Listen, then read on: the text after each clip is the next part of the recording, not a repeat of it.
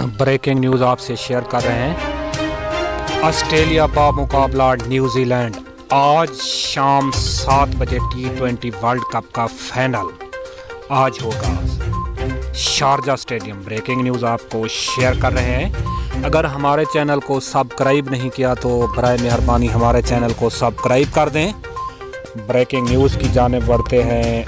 New Zealand बामुकाबला Australia T20 world cup 2021 Dubai में आज फाइनल खेला जाएगा। ब्रेकिंग न्यूज़ आपसे शेयर कर रहे हैं। न्यूजीलैंड बामुकाबला ऑस्ट्रेलिया शाम 7 बजे दुबई स्टेडियम में खेला जाएगा। ब्रेकिंग न्यूज़ आपसे शेयर कर रहे हैं।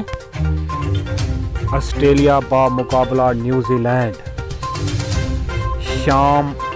आज शाम 7 बजे फाइनल मैच खेला जाएगा। ब्रेकिंग न्यूज़ आपको दे रहे हैं।